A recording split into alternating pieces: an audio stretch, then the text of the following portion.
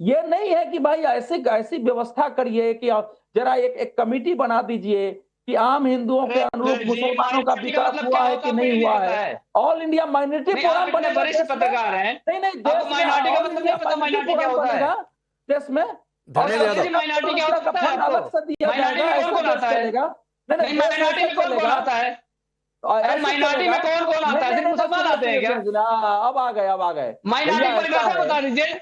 नहीं नहीं, तो अरे ठीक है भैया, सब। आप माइनॉरिटी की परिभाषा बता दीजिए। मैं अब आपके तुम्हें दिमाग में पूछूं, अगर मैं कोई नहीं एक चीज करता हूँ बैठ गई है तो धर्मेंद्र उसको यादव। निकालने के लिए तो अब इलाज करना पड़ेगा सबको उसका। मालूम है, सुनिए, सबको मालूम है कि आप कैसे महाराष्ट्र मालूम? आपको मालूम है कि नहीं है? नहीं नहीं बताइए। नहीं, महाराष्ट्र में कौन माइनॉरिटी माइनॉरिटी की है? परिभाषा आप बताइए मा- पहले, उसके बाद आगे बढ़िए। माइनॉरिटी महाराष्ट्र का मतलब में क्या है सबको भैया सब बताइए आप। जानता है माइनॉरिटी की परिभाषा। अब आप इसको खींच रहे आप हैं कि बता दीजिए ना, सब जानता है। हम आप बौद्धों बता के दीजिए लिए, सब जानता जैनों है। के लिए, सिखों के लिए मांग रहे हैं। महाराष्ट्र में कौन मांगने गया? किस सिख ने कहा है कि नहीं हमको नहीं, एक माइनॉरिटी मिनट रुक मांग जाइए। रहे माइनॉरिटी में। किस बौद्ध जब ने भाई कहा है? किस माइनॉरिटी की किस जैन परिभाषा ने, में जब किस सिख जैन अब आ ने रहे सुनिए ना, कहा हैं, है? सुनिए ईसाई धर्मेंद्र आ रहे यादव, हैं, पारसी आ एक रहे मिनट हैं। एक मिनट, मैं आगे बढ़ता। धर्मेंद्र यादव रुक जाइए, अवधेश जी रुक जाइए। आप जो माइनॉरिटी की परिभाषा मांग रहे हैं तो जाकर पहले रईस शेख से पूछिए, जो ऑल इंडिया माइनॉरिटी प्रोग्राम में कह रहे हैं मुसलमानों के लिए आरक्षण, बाकी माइनॉरिटीज के लिए आरक्षण की मांग नहीं कर रहे हैं।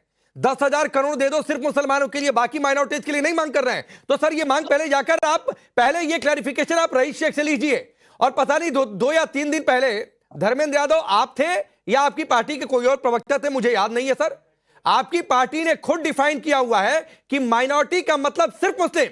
और मैं इसका सबूत लेकर हाथ पर बैठा हुआ हूं।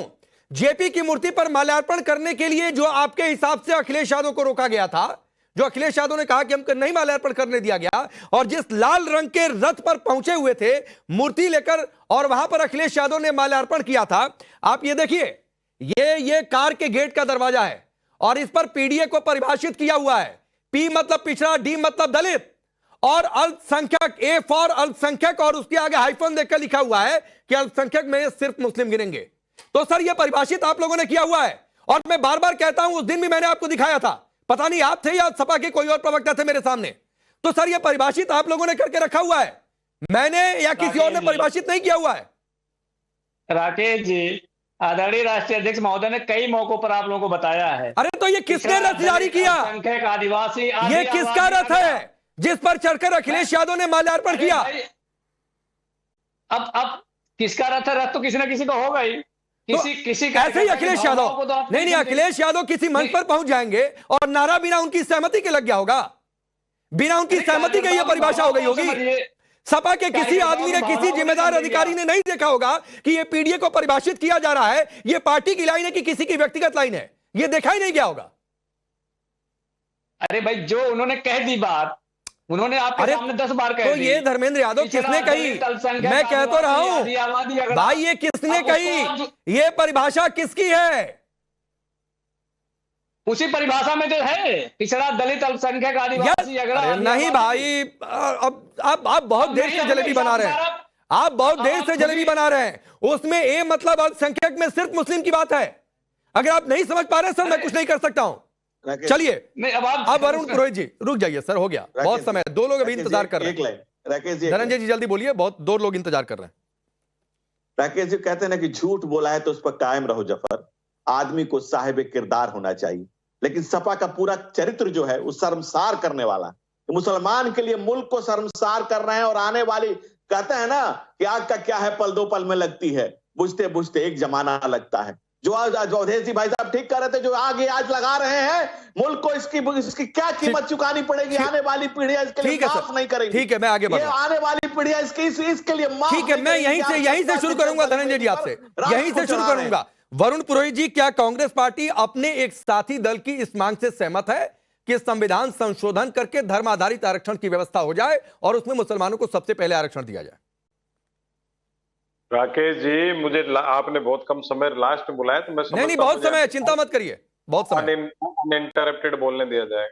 एक तो जिनको मुल्क की चिंता हो रही है, उनका कोई रोल नहीं है मुल्क को बनाने में, सबसे पहली बात। दूसरी, जो विपक्ष है भारतीय जनता पार्टी, इनके जो अनुवांशिक संगठन है, प्रोपोगंडे के नैरेटिव क्रिएट करने में मास्टर है, उसमें उलझना नहीं चाहिए।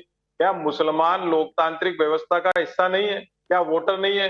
आपके मुसलमान के वोट क्यों मांग रहे हैं? मुसलमान के मतलब भारतीय जनता पार्टी जो प्रोग्राम चलाए वोट मांगने के, उस हिसाब से दूसरी पार्टियां वोट मांगे।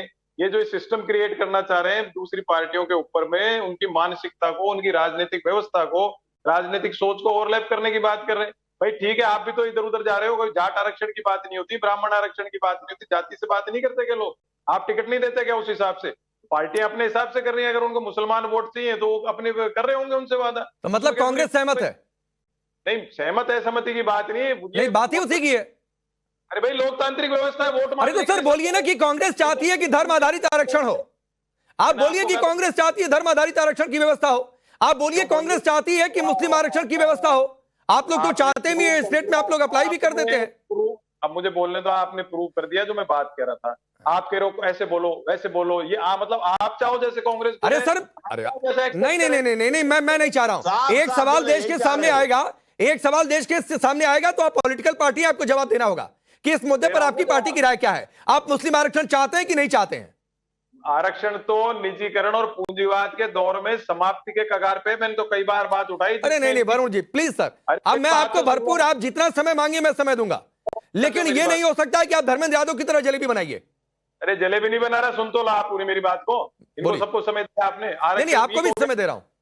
पूंजीवाद और निजीकरण में आरक्षण की तो व्यवस्था ही कमजोर होती चली जा रही है। मैंने कई बार इस बात को उठाया तो मेरे अलायंस की पार्टियों ने मेरे खिलाफ मुहिम चलाई कि साहब ये आरक्षण विरोधी है, जबकि निजीकरण और पूंजीवाद के दौर में आरक्षण को पुनर्समीक्षा होनी चाहिए, निजी कंपनियों में आरक्षण होना चाहिए। उसकी बात विपक्ष, मैंने कहा ना, विपक्ष उलझता जा रहा है बीजेपी के सारे मोह पाश के जाल में। जब आप निजीकरण कर दोगे, पूंजीवाद कर दोगे, सरकारी नौकरियां नहीं रहेंगी तो आरक्षण किसको मिलेगा? वरुण जी सर, आप इतने सुनिए ना सर, आप बड़े सीनियर आदमी हैं जी, लेकिन आप ऐसा तो नहीं कि सवाल को आप समझ नहीं रहे हैं। प्राइवेट नौकरियों में निजी क्षेत्र में आरक्षण होना चाहिए कि नहीं होना चाहिए, डिबेट का विषय नहीं है सर। डिबेट का विषय यह है कि मुस्लिम आरक्षण होना चाहिए कि नहीं होना चाहिए। और आप कांग्रेस, देश की सबसे पुरानी पार्टी, देश की सबसे पुरानी पार्टी की राय क्या है? इस क्रॉस सेक्शन में पिछड़ापन है, इकोनॉमिक डिस्पैरिटी है, उसको आरक्षण मिलना चाहिए। मुस्लिम आरक्षण मिलना चाहिए कि नहीं? मुस्लिम नाम से कैसे आरक्षण दोगे आप? तो बोलिए कि मांग गलत है, फिर बोलिए कि धर्म आधारित आरक्षण की मांग गलत है। सपा की इस राय से पार्टी, कांग्रेस पार्टी सहमत नहीं है। लोकतांत्रिक व्यवस्था में सबको अपनी मांग रखने का अरे फिर वही बात है। अरे भाई हमको समाजवादी पार्टी की मांग पक्ष में है कि नहीं, ये बोलने की क्या आवश्यकता है? क्यों नहीं है? आप सरकार की राय पर मोदी की यह बात सही है कि नहीं सही आप बोलेंगे, बीजेपी की यह बात सही है कि नहीं सही आप राय देंगे, बड़ी बड़ी प्रेस कॉन्फ्रेंसेज होंगी, होनी भी चाहिए। तो सर सपा की यह बात ठीक है कि नहीं ठीक है बताने में क्या दिक्कत है? देखिए, सपा का अपना सोच है, अपनी आइडियोलॉजी, हमारी अपनी आइडियोलॉजी है। ये क्या बात है? बहुत सही गठबंधन धर्म निभा रहे हैं आप, बहुत सही गठबंधन धर्म निभा रहे हैं। मैं भारतीय जनता पार्टी के कहने से कोई बयान नहीं दूंगा। भारतीय जनता पार्टी का अपना फॉर्मेट है, कांग्रेस का अपना फॉर्मेट है। सर वोटर के पास जाएंगे, सर वोटर्स के पास जाएंगे तो वो पूछेंगे, मुस्लिम समुदाय के लोग पूछेंगे कि बताइए हमको आरक्षण दोगे कि नहीं दोगे? सपा कह रही है कि दोगे, तो क्या उनको जवाब देंगे? हिंदू वोटर के पास जाएंगे तो देखिए ये दिखा भी दिया धर्मेंद्र यादव, खोल कर बड़ी जरा इस तस्वीर को आज थ्रू आउट द डिबेट रखिए, थ्रू आउट द डिबेट रखिए, ताकि धर्मेंद्र यादव बार बार देखें कि ये पीडीए को परिभाषित किसने किया है। ये देखिए, ये आपकी पार्टी का ये रथ है जिस पर चढ़कर अखिलेश यादव ने माल्यार्पण किया था। उसके ड्राइवर साइड के गेट पर क्या लिखा हुआ है ये बार बार मैं आपको दिखाऊंगा धर्मेंद्र यादव, और देश भी देखे बार बार। चलिए मैं आ रहा हूं वरुण पुरोहित जी, मुझे पता है कि शायद अभी आपके लिए जवाब देना मुश्किल हो रहा है। एक मेहरदीन से भी मैं राय ले लूं, उसके बाद मैं फिर से नए सिरे से डिबेट को शुरू करूंगा। मेहरदीन, आप लोग तो बड़े खुश होंगे इस राय से कि हाँ भाई मुस्लिम आरक्षण तो कर ही दो।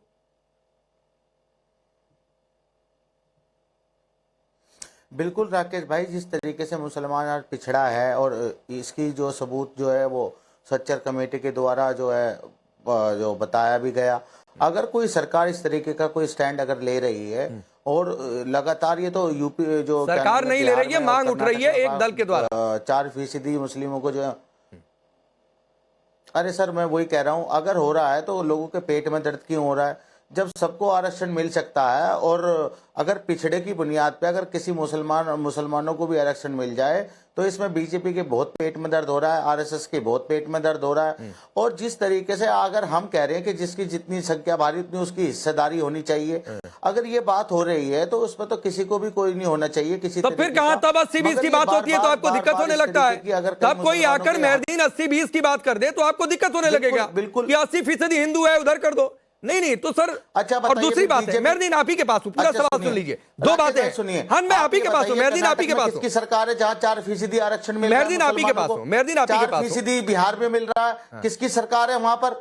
अरे बताइए तो ना। भाई, हाँ ठीक, बताइए। तो यस, फिर आपने जो तो सुनिए ना, अरे सुनिए मेहरदीन, सुनिए, मेहरदीन सुनिए, मेहरदीन सुनिए, उनकी तनख्वाह मुसलमानों की कुछ जातियों को पिछड़ी जातियों में अरे सुनिए भाई, क्या है? सुनिए ना, आपकी पार्टी इतने वकीलों से भरी हुई है, तो आप कम से कम उस लाइन पर बातचीत करिए।